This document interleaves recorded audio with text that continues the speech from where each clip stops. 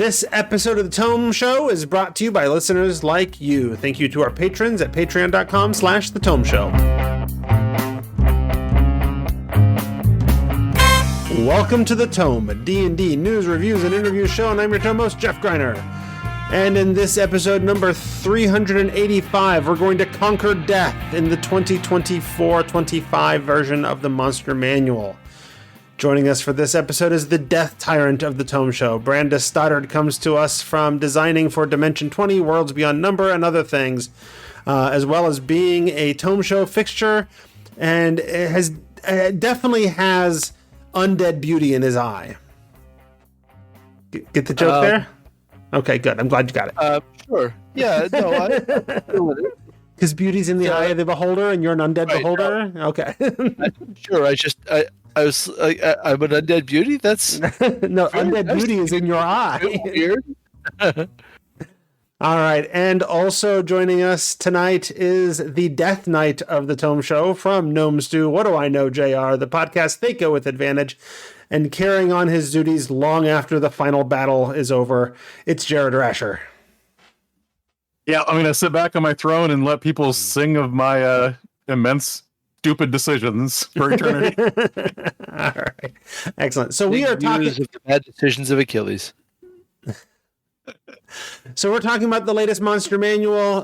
D&D 5e got an update in 2024, and we are doing a monster by monster dive into this book. To get us started, it's disclosure time. Jared is reviewing with honor because he bought the book, and the rest of us are shills because we received review copies. We last time left off having talked about the Dark Mantle, and now it is time to start with the trio of death. We have three monsters that all start with death, so we will talk about the Death Dog first. Well, finally we have some of the monsters that are actually sorted together the way you've been asking for. Because these are all just different stat blocks of the death type creature. I mean, if death type is a type of creature, sure, and not beholder, and put the Death Tyrant there or whatever, then you're right, absolutely. Sound like a very grim Pokemon game there. Yep, that's right. A death type Pokemon. Yep. So we have the Death Dog. They are desert dwelling, two-headed dogs that are not good boys. They're all good boys, Jeff. Yes, the two-headed spreader of disease, as it's described in the tagline for him. Look, I have kids. I know about spreaders of disease. They're adorable. That's fair. I'm a longtime educator. I have definitely been around many spreaders of disease that I still enjoyed having in my classes. So that's right. The D6 table for death dogs is pretty wild. I love that actually, though. That's the most personality I think death dogs have had in any edition since they showed up, though. Well, it's not that many editions, but also, yes, by a mile. Were death dogs in the previous Monster Manual? Yeah, back in the animal part. Were they? Yeah, they were in 2014. Yep. Yeah. They're beasts. Now they've become monstrosities. They're monstrosities now. I think they're beasts anyway.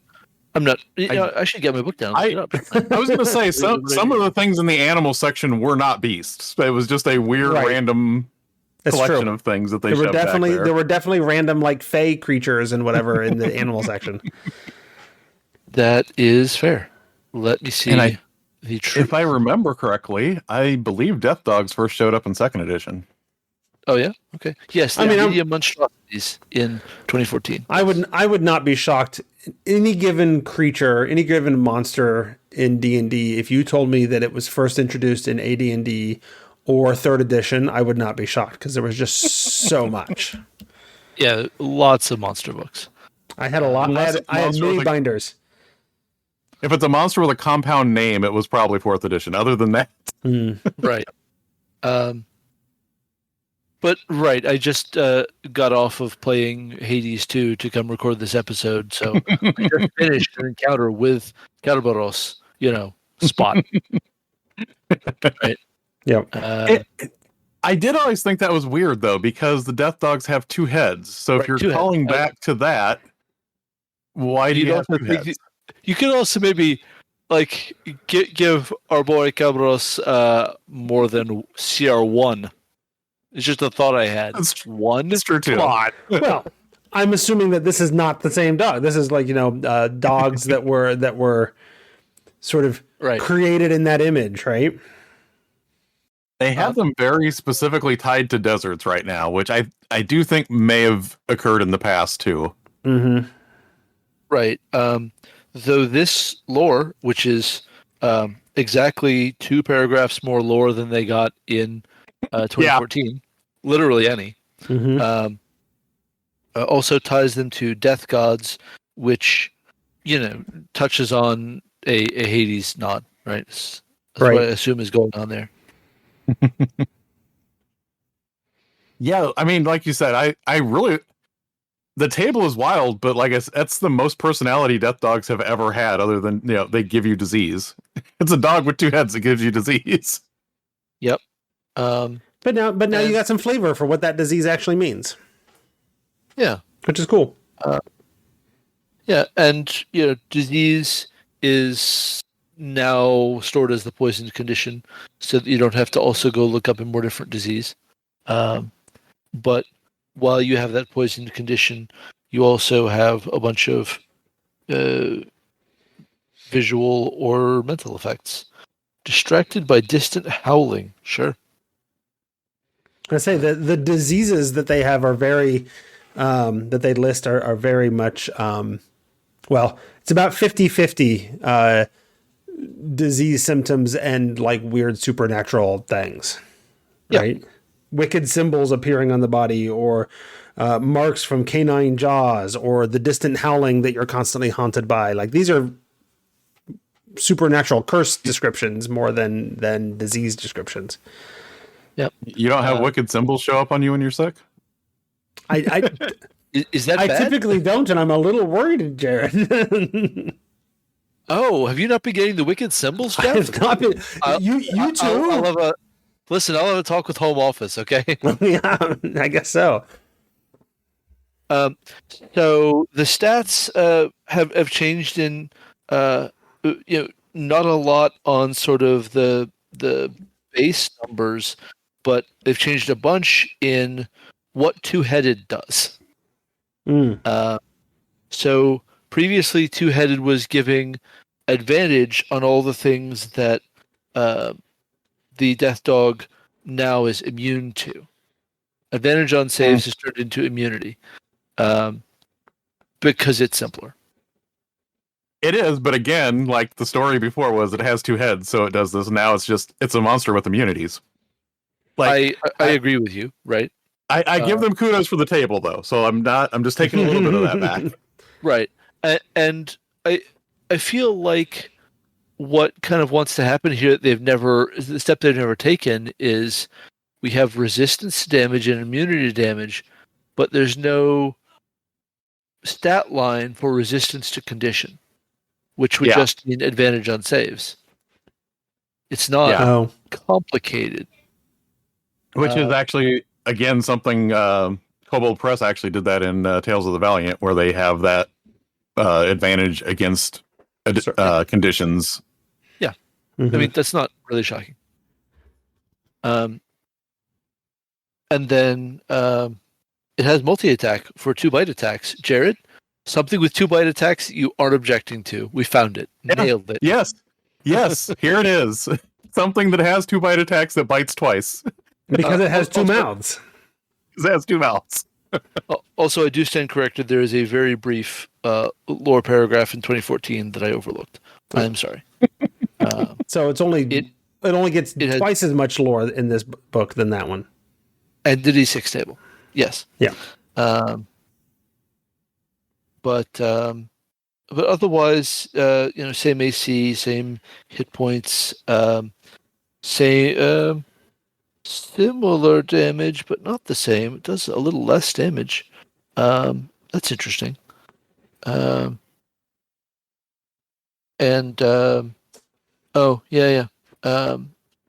the bite can eventually kill you through ongoing poison because you only get a new save every 24 hours.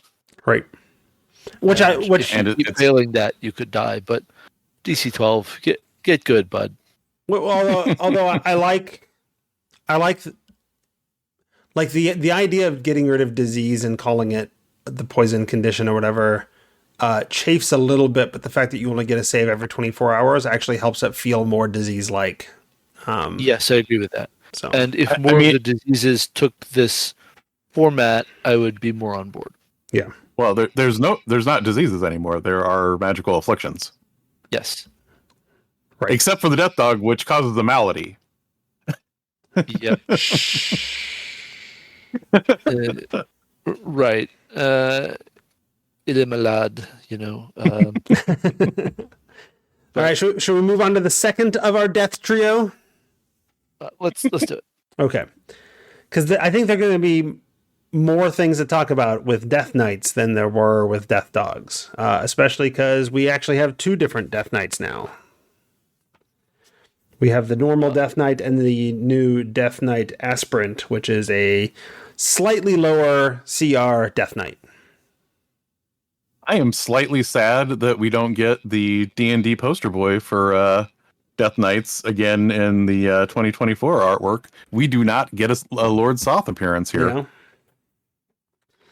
I don't know. I feel like after the a few years ago Dragonlance stuff and the legal battles that came out of some of that and whatever, they don't seem to want to dip their toes into Dragonlance much, and when they do, they screw it up like Eve of Ruin. Well, I mean, but I mean, Soth was Soth is literally the only Dragonlance villain they've used with all of their Dragonlance content, though. It is a lot. Soth does get name checked at least in the lore section here, brief as it is. But right, the Death Knight's stats. He picked up a few hit points, which is fine. The AC doesn't get an explanation anymore, and that's weird here because it was previously because you have played in Shield. That's AC 20. Right. Well, it's still AC 20, but there's no shield. It's gone, and that feels weird because there's no gear line on this knight for some reason. I was gonna say if there was plate and shield, then that should be in the gear. You would think they added this whole gear thing so that you would know what you can loot from it, but there's no armor listed. You would really funny. It almost for a second made me think they were going to go and pull some of the 4th edition lore back in, because the 4th edition lore was that basically their sole object was their armor, so they were literally like fighter liches, and their armor is where they reanimated from, but they didn't go that direction either. Yeah, fair. I have gotten to use, actually I used a Death Knight and 2 Death Knight Aspirants against my 12th level PCs a month or so ago. How'd that go? It was a rough fight. Yeah. It was a rough fight. My PCs had to fight a Death Knight in a big nasty showdown as one of a huge set of bad guys. They were trying to resurrect the Green Man, and there was a Death Knight along with all of this other garbage. And she put a real hurt on the Ranger, but he put a real hurt on her too. So it was a real, okay, she's down, but gets pulled away because she's Death Knight. And now I've introduced a Death Knight they'll have to worry about later. It is not a new ability, but the ability that probably caused them to curse more than anything else was actually the parry, which is their reaction that lets them bump their armor class up by 6. By 6, yeah, that's really good. The Aspirant only gets 4, but still, that's not bad. Yes. That's still incredible, yeah. Yeah. Yeah, and this is another one of those where we got the CR17 Big Death Knight and the CR11 Death Knight Aspirants. What I think is interesting about this is the Death Knight Aspirant is kind of the power level that Death Knights were at in AD&D for a long time. Like, they weren't necessarily the uber super powerful undead. They were dangerous, but they weren't way up there. And then those kind of drifted upwards each edition. Yeah, though their fireball attack was always a little. You what? Right? Yeah. So many dice. So awful. And here it is a 10 die 10d6 hit with 10d6 necrotic also. Yep. So 20d6. Yeah. A 20d6 fireball on a recharge. So you might be doing it every once every 3 rounds. Also, I believe that is a Hellfire Orb, not a Fireball. They're not casting any spells there. Actually, they are spellcasters, but that's okay.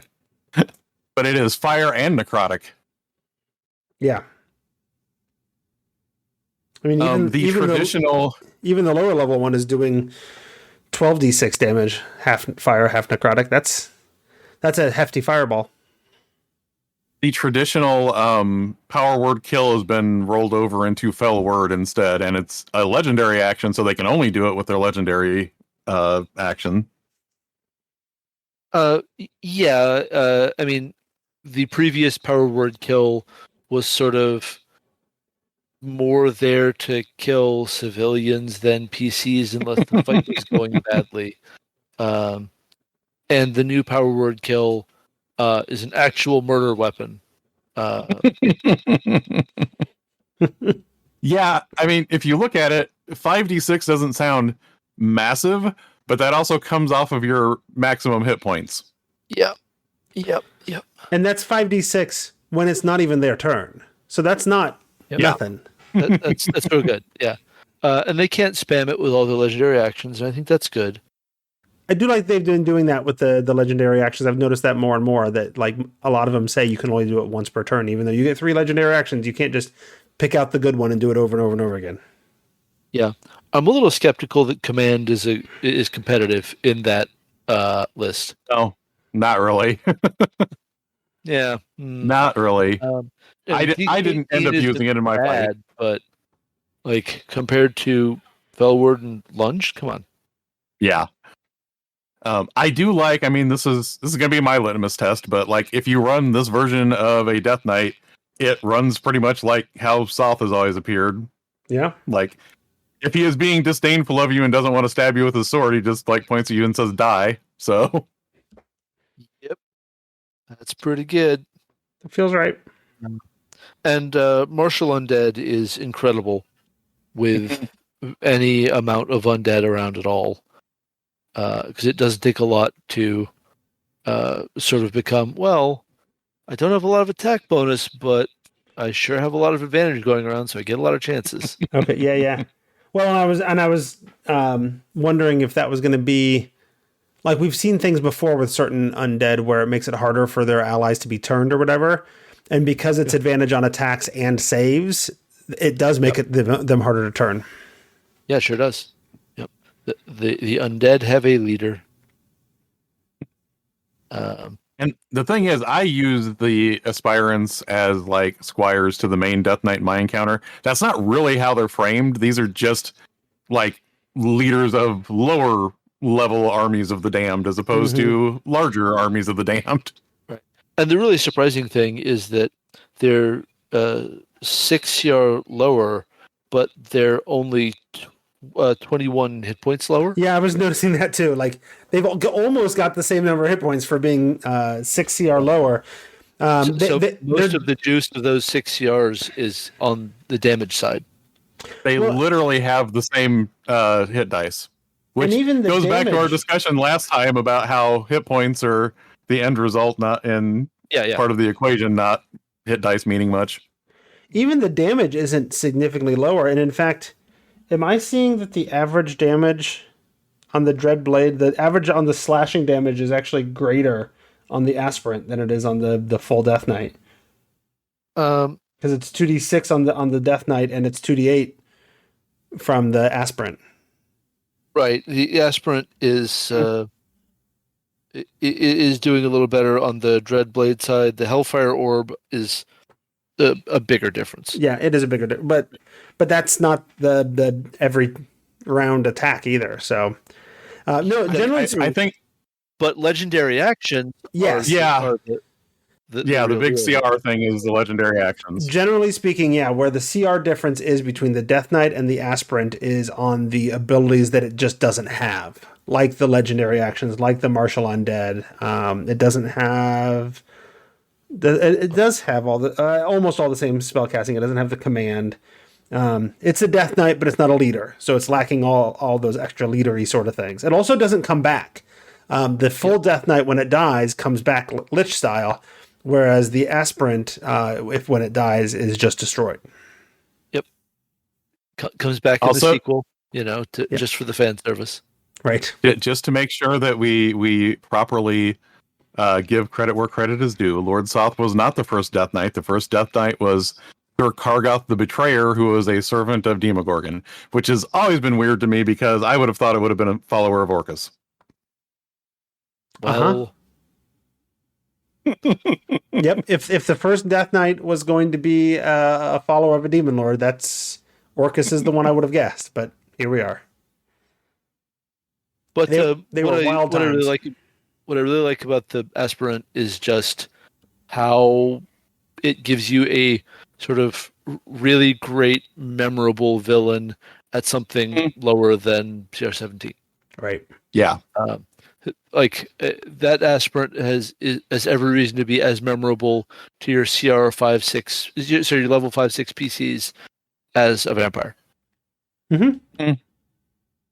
And if you are fighting the CR17 one, they make good sort of lesser Death Knights to be sort of the entourage of the big one. Right, to absolutely wreck some face. Yeah. Yeah. And have those Death Knights having advantage on all their attacks because they're hanging out with that Death Knight is actually kind of killer. Yeah. Literally. These guys needed to crit more often. That's what I heard. Yeah, they definitely need to crit more. All right. Should we move on to the third and I think highest? No, not highest CR. The full Death Knight is higher CR. But anyway, the third of our death trio. Yes, please. Certainly. So we have our Death Tyrant. Historically, the Death Tyrant is the undead form of a beholder. And this is no different. Right. We have our undead beholder, the Death Tyrant, a CR 14, undead, no longer aberrant beholder. Yep. It's got a lair. The lair sort of does things. It does have a lair with some layer stuff. I mean, the negative energy suffusion is absolutely brutal. So you want to get things out of Healing Word, do you? Oh, geez. How about no. There's if we get far enough, there are several monsters now that hey, did you like healing in combat? Because you're not. If we get far enough, when? We are all stubborn bastards. We will get through this whole book. Yeah. But no, to let people know what you're talking about, there is two different sort of layer things that happen. They're kind of like the layer effects. They're not layer abilities. It's not something that the Death Tyrant is triggering necessarily. But you're discussing the negative energy infusion. When a Death Tyrant is around, it sort of just infuses that area within a mile. Yes. With negative energy, which means every time somebody tries to regain hit points, you subtract a D10 from the number of hit points that they heal, which is why Healing Word is going to be so heavily affected since it's only a 1d4 plus modifier. And 2d4. Oh, 2d4, okay. Yeah. In 2024, Cure Wounds and Healing Word are 2 dice and scale from there rather than 1 die and scale from there. I mean, and similarly, the other one is I'm not going to try to pronounce it, but it says that within a mile, if you take a short rest, you have to make a wisdom save or the short rest does not give you any benefit. Yep. If you want to fight a Death Tyrant, GTFO first, take your rest and then come back. Yeah, for sure. And that regional effect is very similar to a previous regional effect. Now with some teeth. So this is actually cooler than the previous regional effects. It's more meaningful. Though the previous regional effect, where you might randomly be targeted by one of their eye rays, sort of, well, that's horrible. Though also, if you're not in the encounter yet, it might not do much. Yeah, It might be a lot of annoying dice faffing. I definitely think, I mean, if you're going to have any creatures that have a callback to having layer, not actions, but layer templates, I don't know. Mm-hmm. Beholders are definitely one of those things, because there are not many circumstances where you aren't running into a beholder in its layer. They don't like run out in the streets and chase people down often, unless they're on their spell jamming ship, but that's a whole other thing. And then their layer is the ship. But the whole shutting down of healing thing that we're discussing with these layer features is consistent with the Death Tyrant. It has its negative energy cone for its central eye instead of the anti-magic cone that a beholder has. But instead of shutting down magic, it shuts down healing. If you are, as a bonus action, it can look at you with the central eye, and then you just can't regain hit points for a turn, which is kind of like no save, no to hit. It just looks at you and you can't heal, and it gets to do that every round. And it's a 150-foot cone, so unless it's getting surrounded, it can cover a good chunk of the party pretty easily in that situation. I'm actually going to say that I think that probably this should also lock out gaining temporary hit points. Okay. Because there are some subclasses in particular that sort of live and die on tossing out so many temporary hit points. I mean, yes and no, because damage, so you don't need to heal is the issue. The only thing I would say to that is temporary hit points can't keep you alive if you're already at 0, though. That's true, but they can put you in a situation where you don't care about not being able to heal because you haven't taken any damage. That's what I just assumed dodge. Hmm. Yeah, that's definitely understandable. Yeah, although in a world where it's throwing out 3 eye rays, some of which do, 55 points of damage and whatever, I don't mind if they're temporary hit points aren't normally in the tens of points, Not normally, that's true. Getting to let's see, you get hit with a death ray, succeed your save, so half damage. So talking about 27 damage. That's more temporary hit points than you usually have. Yeah, very true. So I'm not. If somebody wants to get clever and be like, haha, I'm not healing, I'm throwing out temporary hit points, I'm like, I think I can deal with that. Like, good job, you found a workaround. I'll reward you for finding that workaround, but I'm not going to reward you too hard because you're still not going to heal, and I'm going to hit you with death rays or disintegrates or whatever. Right. Not to belabor this point still further, but the strategy doesn't need rewarding; it's optimal all the time. I suppose. I understand. What we see with the Death Tyrant, though, is pretty similar to what we saw with the Beholder. It gets a few more hit points. It is faster now than it used to be, and most of its eye rays do damage on top of whatever else they do. So you don't have I saved, so that eye ray didn't do anything to me. Mm-hmm. Although not all of them. Telekinetic still doesn't do damage. I mean, until I throw you off a cliff, but yeah. Oh, yeah. but the restrained condition applying disadvantage to dex saves is great, especially when combined with the other eye rays. That's right. Yep.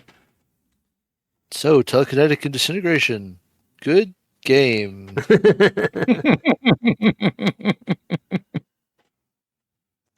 Oh, telekinetic, then death ray, then disintegration. Right. So you can finish them off with the disintegrate. Yeah, it doesn't go that heavy on any one save. It's intentionally spread around. Yeah. Which is cool. It is pretty well spread out. Since we already mentioned it, yay, they get to bite twice when they get their legendary action. I'm thrilled. Sure. Yeah, that's a thing. You stand next to them, you finish your turn, and they just bite you twice. Right. It's really unusual, though, to see a legendary action that is 2 attacks. That is actually sort of outside of the norm for them. Mm-hmm. Or beholders having a gigantic mouth. It just doesn't feel like their bite has ever been like a thing that you worry about, because the eyes are going to like turn you inside out or disintegrate the you. Eyes are the eyes are the iconic feature. Yeah, but you look at the art; they do have a giant mouth, so you can't not throw that in the stat block. Yeah, well, and it's megalodon mouth. Yeah. And it's actually better because I seem to recall, like in 3rd edition, God, so many terrible shenanigans there. Going up and grappling the beholder and holding it so its eyes can't hit anything, so all it can do to the person grappling them is bite them, and its bite was really pathetic. Yes. And its bite, by comparison, is still pretty pathetic. So. Well, yeah, but now nobody's going to run up and grapple it because of terrible 3rd edition grappling shenanigans, though.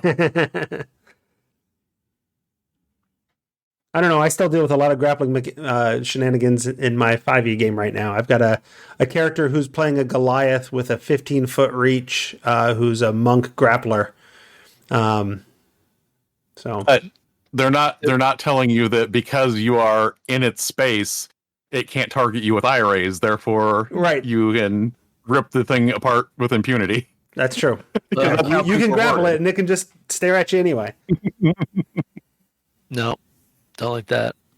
I do have a very grappling focused character in my Orakesh campaign that still uses 2014 rules. So lots of just enormous athletics bonuses and just manhandling all my bad guys. Poor bad guys. The grappling rules that weren't broken, but we fixed them anyway. Right. Yeah. Well, do we have anything more to say about the Death Tyrant? I'm about good.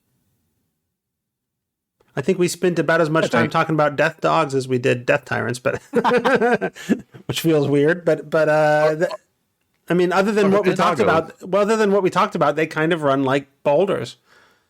Our fans want to hear about the puppy dogs. That's, I mean, fair. 2 at a time. It's got so much petting you could be doing. There's twice as many ears to scratch. So much licking. It's so licking.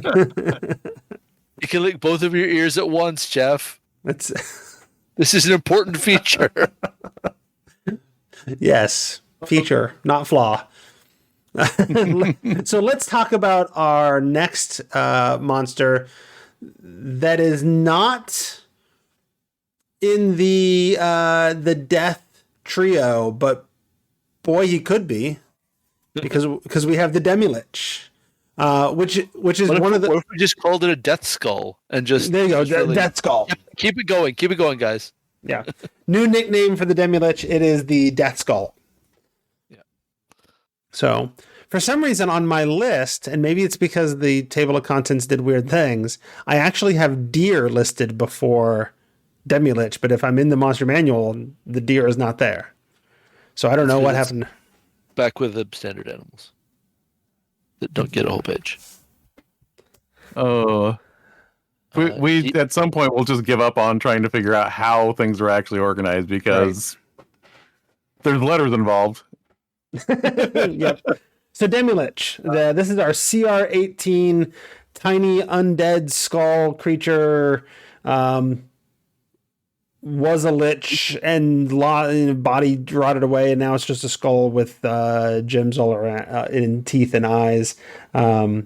Famously, and in fact, he's name checked in the lore. A Sararak is our iconic Demi-Lich. If you want, honestly, to page 352 to cover the deer, we can do that. No, I'm good. All right. The Demi-Lich literally being a monster that was created just to screw people over. Like, literally, that was way back in the day, in the original Team of Wars, yeah. But now it's iconic. Now if somebody sees a skull decked out with gems for teeth and eyes, nobody's like, what's that? I should grab it. It's probably worth something. Just like if you see a hole and there's an inky black darkness, nobody sticks their hand in it. Right. Well, like, man, spoilers, I guess, for, let's call it a not very new module. But the number of things that would actually affect a Sararak in the Tomb of Horrors, bit thin, not guaranteed to possess in any way. Yeah. And I was going to say, I was just looking at their resistances and immunities, and not quite as tough as either a Sararak or old school Demi-Liches, where it was like, hey, do you have a Vorpal sword? No? Run. I mean, that's kind of how the old school Tomb of Horrors worked, though, is that here's a very, very difficult challenge, and there's one specific way through it, and also we're not going to give you any clues as to what that solution is. Or necessarily access to that item, right? Right. I agree with you, but they also put the Demi-Lich in the Monster Manual too after Tomb of Horrors. Oh, sure. No. I get you. It's canon now, Jared. Canon. Don't you understand that? But now we have this Demi-Lich. So what's going on with this Demi-Lich? Well, it's always resistant to bludgeoning, piercing, and slashing damage, whether it's magical or not now. Like everything. Yep. Mm-hmm. Well, previously it was resistant to bludgeoning, piercing, and slashing from magic weapons and immune from non-magic. Oh, yeah, you're correct. It's easy to misread that, which I did just now and had to check it, because you're so used to seeing it the other way. Right? Yeah, I mean, and that is kind of a callback to that, like, hardly anything can damage it, which has transitioned into, you're just not damaging it much. We don't want to completely screw you. You're just not damaging it much. So it might be CR 18 with only 180 hit points, but good luck whittling those hit points down. Right. And it's stepped up by 100 hit points because you can actually chip away at it with your standard, like, hit it with a hammer. Yeah. You can take a ball peen hammer to this guy and gradually get somewhere. Yeah, eventually. Assuming the Demi-Lich just sits there and lets you wail on it, eventually you'll crack it. Right. Yeah. I mean, 80 to 180 is it's a change. Yeah, what it is. But if you're CR 18, I don't know, 80 is an inappropriate number of hit points. I don't care if they are resistant to a lot.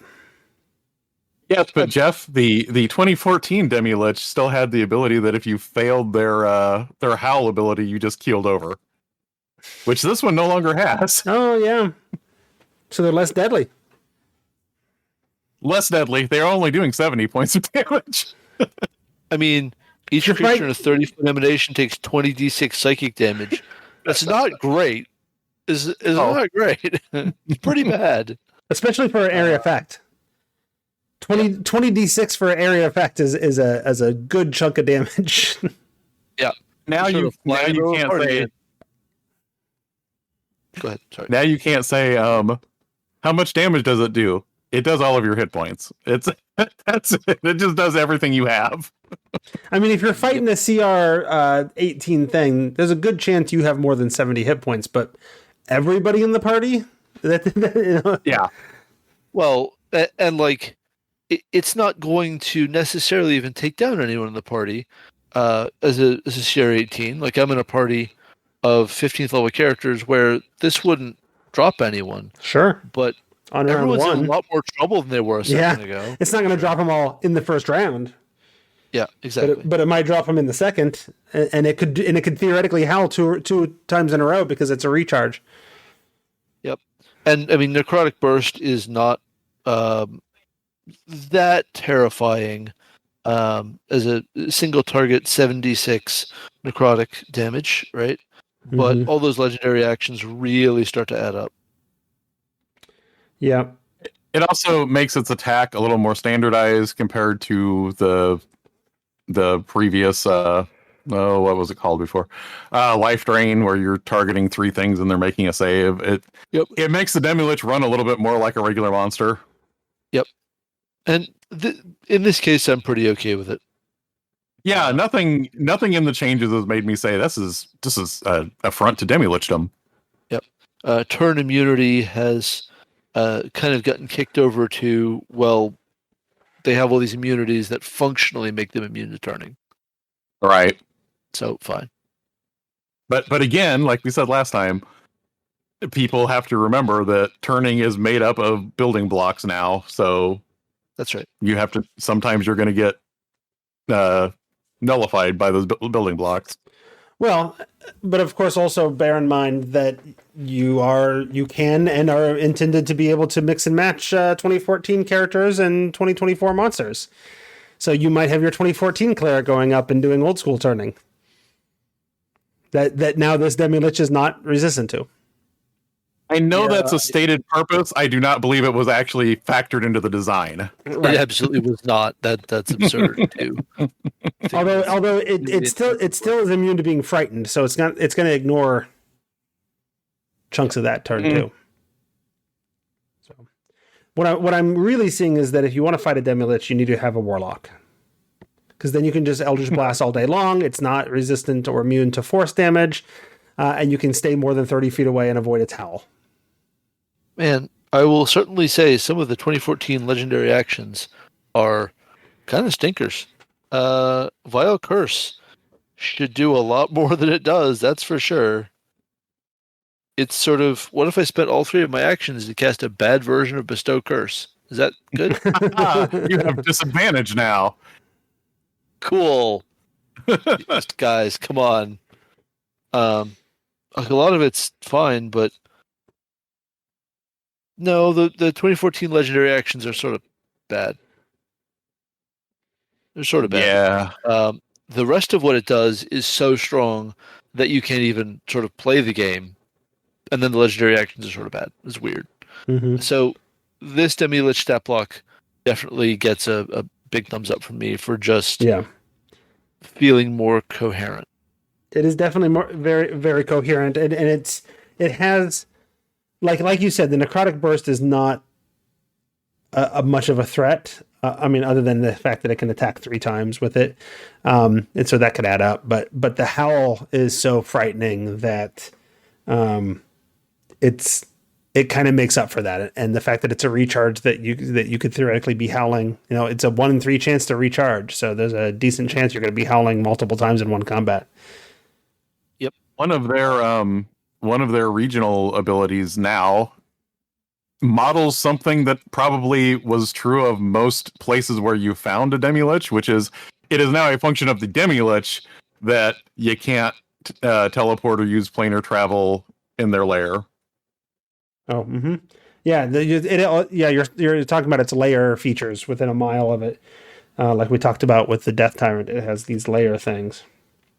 So if you're in its layer, you can't teleport or use planar travel, and then it also has the enervating domain, where if you take a long rest in its area, you make a con save and potentially lose from your hit point maximum. Actually, now that I read that, their layer traits in 2014, that was a function, although there was kind of a side thing saying that you can still do it if it lets you and if you have permission and all sorts of stuff. Sure. So this is actually just like making that much shorter. Mm-hmm. So that's the Demi-Lich. Should we move on to the Deva? Do it. All right. Sure. So the How Deva. many times have you fought it? How many times have you fought a Deva? How many times have I fought it? Yeah. I don't know how many times I've fought a Deva, but I feel like I've pulled out a Deva stat block at least a half a dozen times in my 25 plus years, 30 years of playing D&D. So I mean, there is a good rationale for it in Curse of Strahd. So that does come up in Curse of Strahd. Sorry, spoilers for Curse of Strahd if you haven't played it after it's been out 10 years or whatever now. I mean, Descent. If you're hanging out in hell, like playing Descent into Avernus or something, there's definitely opportunities to run into fallen angels and that kind of stuff too. So, Deva is this our first celestial? I think it might be. Ooh, maybe. It feels like our first. I don't remember an earlier celestial. Well, no, you say that, but celestial is broader now than it's a broader type. So it's our first of traditional like angel celestials. Yeah. And it is our, well, in fact, it has the subcategory. It is a celestial parenthesis angel. And so it's a CR10. Odds are if you run into an angel in a campaign, your rank and file angels are probably going to be Devas. In my Orakesh campaign, the second major arc boss was a Deva that I'd just juiced up with really a lot more hit points. Otherwise, pretty much stats as listed. Mm-hmm. So the general story of the Deva is that they're the messengers, and so they provide you a stat block, but they're really set up to be like quest givers. They even have the D6 table of here's the different tasks they might give a mortal. Yep. And I like that D6 table. I think that's just a cool thing to have. Generally speaking, I don't think we've run into a D6 table yet that we were like, I don't know. Most of them have been pretty solid. Yeah, most of them have been pretty solid. Most pretty good. I did notice the 2014 description of Deva specifically calls out the whole fallen angel thing, which is not present in this description of them. Yep. Yeah, fair. One of the things that we may have talked about, but that really surprised me about this book, is that alignments lost the usually or other qualifier on alignment, right? Yeah. There's a big shift in monster books over the course of pre-2024 development. And I think a lot of that kind of goes into that thing that we've talked about that I don't think is fully elaborated in the monster manual, but came up in a lot of the interviews, which is a lot of these monsters now are concepts that can completely be evil or can completely be good. Yeah. But it's weird to just make the broad decision to like change the language. I don't know.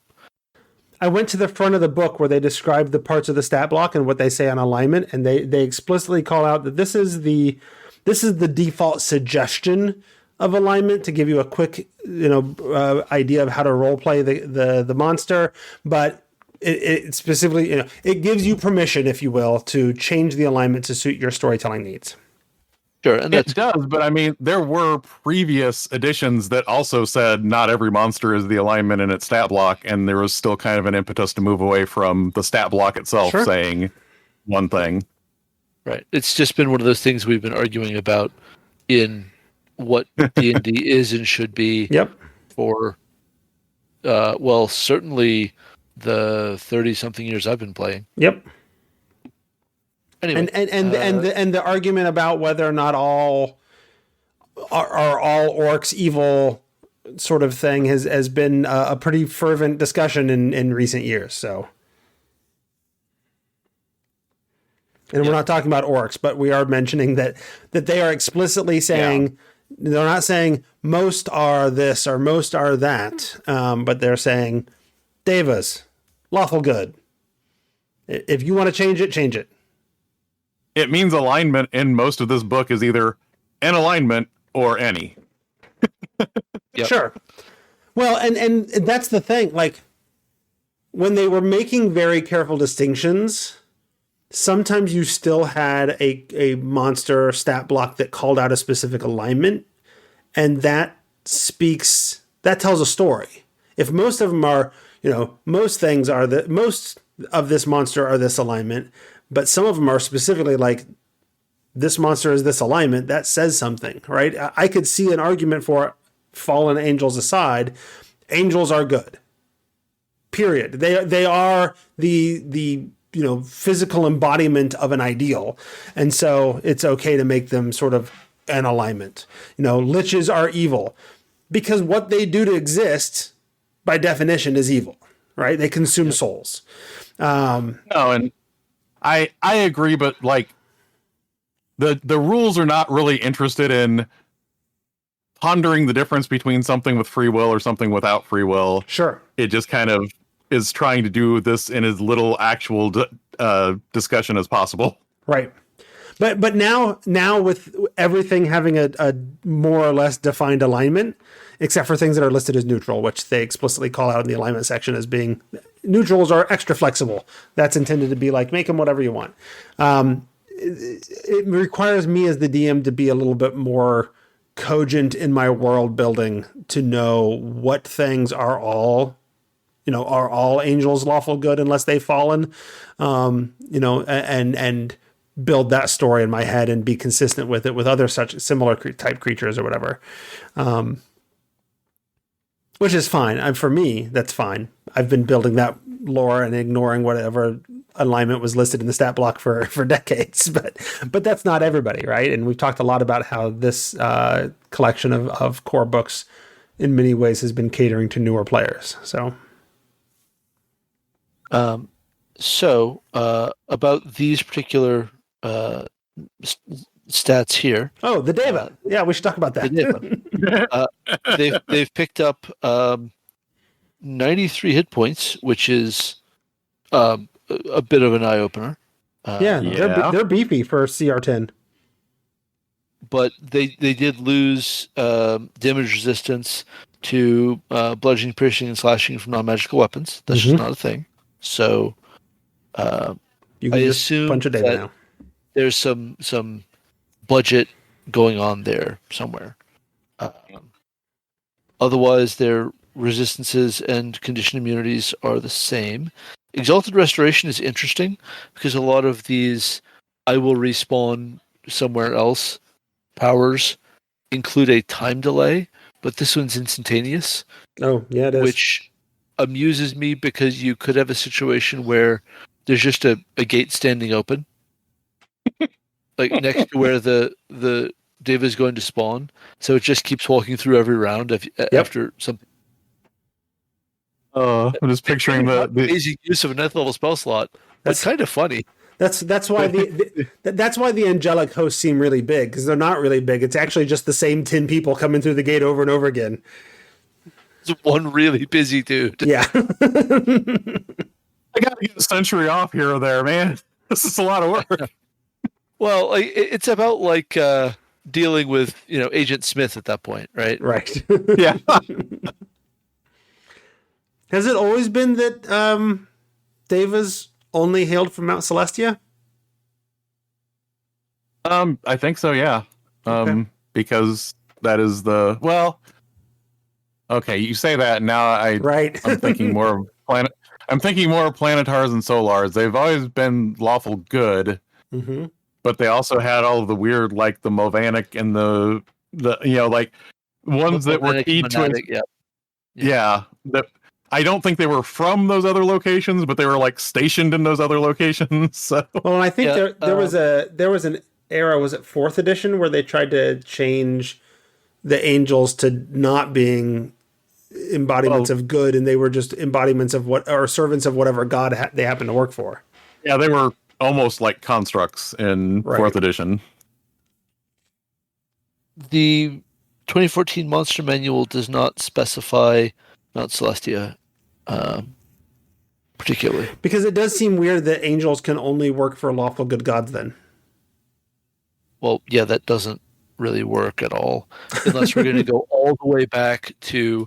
All right, so there's angels, and there's archons, and there's cardinals, and there's Eladrin. All right, we're good. There's so many things. I mean, we can do that, I suppose, but... I was just going to say, do we need to get the book of... do we need to get the book of Exalted Deeds out? And Look, dude, I sort of know where you live, vaguely. But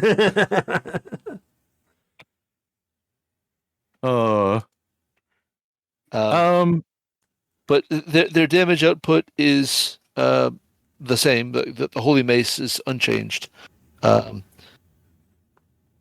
Healing Touch is changed to Divine Aid and is a little less often. but that's and not as effective overall. But that's okay. That's a bit of a shame because that's just a really cool feature of having a Diva ally. But what we can say is at least they aren't 4th edition Devas. Yeah. Because that purple skin look was not working for them. Let us completely redefine the concept of something for 1 edition and then redefine it back. Will this catch on? Absolutely not. Well, and it kind of just took the tweaks that were happening in 2nd edition to avoid the satanic panic. Kind of file off the serial numbers of Christianity. It just kind of took that to the nth degree. At some point, I believe someone just flat out said, borrowing heavily from Hinduism. Yeah, right. But I also I believe one of the designers flat out said people would titter when they heard Asimar because it starts with ass. So we needed a different name for our celestial PC. Right. And it turns out people like that and prefer it. Asimar to some other word. Well, when you're not designing for the 10% of people that are going to be jackasses. I mean, I've always pronounced it Asimar anyway, but maybe it's all my years working with middle schoolers. I have to be careful about how I pronounce things. Yeah, that's right. From the standpoint of having used one of these within the last year in Curse of Strahd, it can still tell the same story. So if you're swapping it out, it's there is a key ability that it gets to do that is very important to that storyline, and it still which it still gets to do 1 time per day. And if your PCs get to the point to where they call out this particular Deva in the adventure, it's going to be a little bit harder to fight him now because of those hit points. Right, there you go. Well, there you go. At least all of the PCs with non-magical weapons can do stuff. Yeah. Well, if you're like the PCs in my group and you go to Kresk way too early and they're all 3rd level, but thankfully there's like 6 of them. Well, should we get one more in today? Let's do it. All right. It's an iconic one. Let's talk about the Displacer Beast. The Displacer Beast, for people new to D&D, I guess, is a panther-like creature, but with an extra set of legs and tentacles that is not where it seems to be. That's the Displacer Beast in a nutshell. Yep. And, I mean, I've seen bloggers do edition by edition, like, critiques of the art of Displacer Beasts because they have been just all over the dang place with what they're even trying to do. In 2024, I feel like maybe the background is so dark that it's a little hard to tell what I'm even seeing. I don't maybe adore that, but 2014 Displacer Beast rocks. It's freaking great. I'm just a big fan of them looking like big cats with tentacles and extra legs. Not like some of the editions where they make them especially emaciated and, stranger looking. The emaciated look was not working. I mean, this is sort of doing an anatomical study in 2014 with the musculature. But it's really cool. And it makes me think of the many D&D sort of peripheral products that have tried to make Displacer Beasts sort of more central figures because they're an iconically D&D thing, and it's still a little weird. Like they are. Oh, sorry. No. Go ahead. Ironically, they are sort of a iconic D&D thing, except they literally came directly out of a science fiction story that never got credited. Well, and it was the same story that was the inspiration for Alien.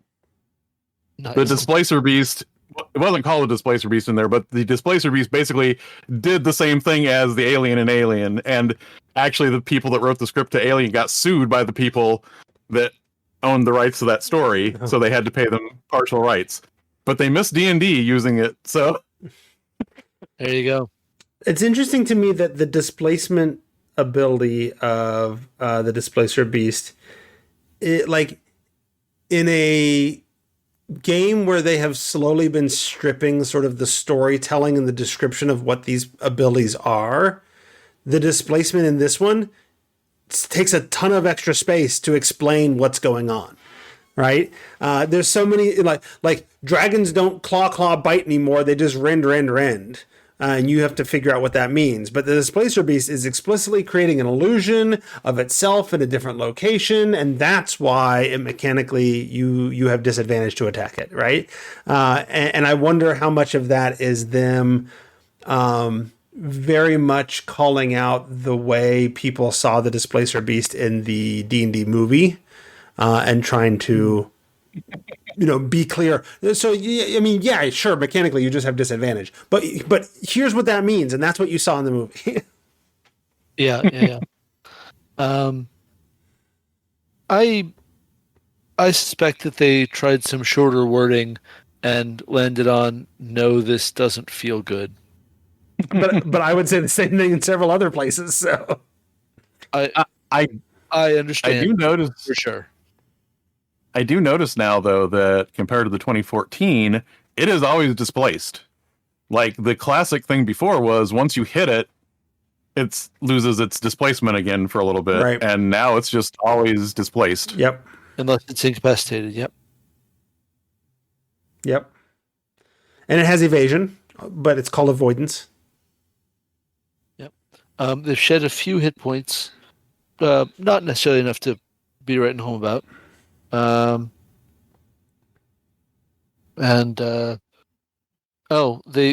They bother to use their claws and teeth more than they used to. They used to only hit you with their tentacles, for, not a super terrifying amount of damage. Their damage is pretty meaningfully better, but they split between rend and tentacle. So that's definitely moving in the opposite direction from rend. You say claws and teeth, but rend could be anything. Maybe it's just got really sharp elbows and it leans into you. In the really emaciated ones, that's probably true. Right? Sure, no problem. Yeah. Who knows what rend means? I mean, it was weird that the 2014 ones don't do anything other than slash you with their tentacles when they are literally big cats. Mm-hmm. Didn't really feel good. No. And bothering to mix bludgeoning and piercing damage in the 2014 tentacles was strange. Yeah. It's a lot of work for not enough payoff. No. This is one of those ones I would say I'm a little torn on displacement not going away because that's been a very classic part of it. But outside of that, I like this one much better than the 2014 version. Yeah, I would agree with that. And I'm not sure that I hate that either. It's just it's a shift in mindset. I got to talk more about how it's prowling and dancing and moving around. And so even when you hit it, it merges with its illusion and then separates again and you don't know which is which or whatever. Yeah. So, right on. Should we wrap it up there? I think that's it. Okay. So we will start next episode on the Djinn. Which is under Djinn and not under Genie. Well, it says genie. It's just spelled yes in one way and not a different way of spelling the word genie. Those two things are obviously different. Yes, that's how it works true. in D&D. Because it's not listed as Djinn, is it? It's listed as at best Ginny. All right. So we're going to call that the end of this episode. I want to say thank you to Jared. Jared, where can people go and find more of you in the world? Well, you can listen to me on Thacker with Advantage, which is the podcast that I do with my friend Ange. And someday I'll get more stuff posted to my blog, whatdoiknowjr.com and Gnome Stew, but you can still find older articles there that I have done in both those places. Right on. And Brandis, where should people go to get more Brandis? Well, you can find more of my work on brandastoddard.com. My Patreon is Brandis Stoddard. I've posted a few things in reasonably recent memory on tribality.com after a long time away. Right now, if you go to my blog, you're going to see a lot of stuff about puzzle boxes because I've been working on stuff for a LARP. And I'm on Blue Sky at brandastoddard.bsky.social, and I'm on the Tome Show Discord. Right on. And if you happen to be in a specific mechanic shop today, then they could have found you there all day. All day. All day. All right. I also want to thank everyone who supports us by being patrons over at patreon.com/The Tome Show. Without you, I would have a harder time convincing my wife that doing the show is a good idea. So thanks goes out to our higher tier patrons, Doug Palmer, Hyperlexic, Merrick Blackman, and Michael Harrison. And a special shout out goes out to a returning patron, Chris Foley Jr. We love you and all the rest of the patrons. Thanks for your support. You can join them for as little as $1 a month. If you want to contact the show, you can email thetomeshow@gmail.com. You can also find me on social media. I'm Squatch, SQUACH, on pretty much all of them. I check them whenever I get mentions. So that's how you can get my attention there, and reach out to get the link to the Tome Show Discord to myself or either Jared or Brandis to get that that Discord link, because I think we can all send it out to the folks, right? That's how that works. Sure, yeah. So that is episode 385, where we delved deep into the depths to discuss the denizens of dungeons, where we discuss the monster manual in this episode of The Tome.